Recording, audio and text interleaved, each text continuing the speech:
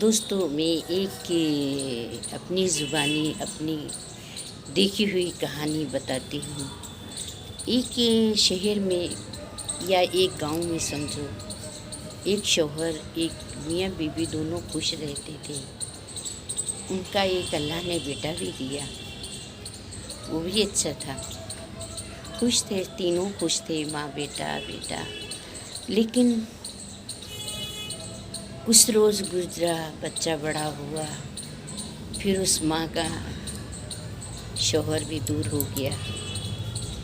وہ ماں نے بیٹے کی شادی کری، بڑے دھوم دھام سے۔ اس ماں کا ارمان تھا نا شادی کا، شادی ہوئی۔ پھر وہی کچھ گھر کے کہن جھگڑے، پھر وہ ماں کو اس کی بیوی کو چبھنے لگی۔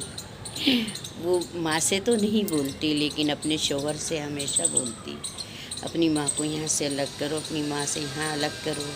لڑائی جھگڑے آئے دن رہتے نا اس گھر میں۔ لیکن کچھ دن گزرا، پھر اس کے بیٹا بھی کب تک برداشت کرتا نا اس ماں کا، کیونکہ اس کو کام بھی کرنا ہے، اپنے گھر پریوار بھی چلانا ہے۔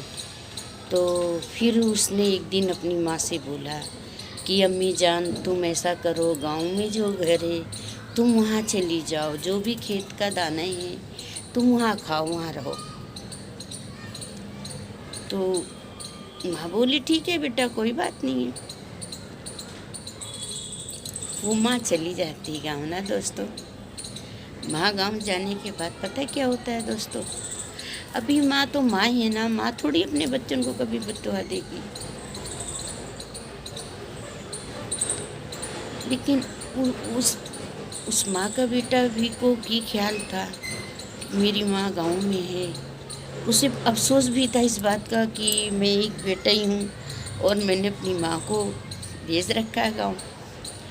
تو اس بیٹے نے جب بھی ٹائم ملتا اپنی ماں کو چپکے سے پیسے بھیجا دیتا، کوئی جاتا تو کھانا اچھی بری چیز بھیجا دیتا۔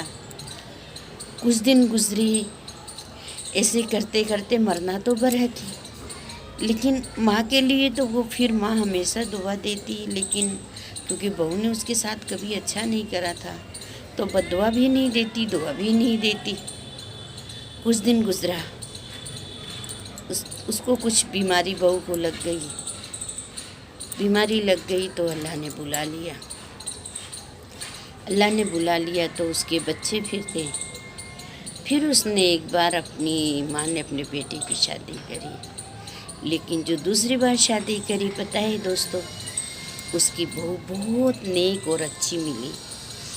کیونکہ نیک اچھی اس لیے ملی، اس ماں کے جو بچے تھے اس بچوں کو بھی ان نے بہت اچھے سے پرورش کرا، اور جو گاؤں میں ماں تھی نا اس ماں کو بھی اس نے بلا لیا، اور وہ پھر اچھے سے پریوار رہنے لگے۔ تو میری کہانی کیسی لگی؟ اچھی لگی تو ضرور کمنٹ میں بتانا، ٹھیک ہے؟ چلو بائے۔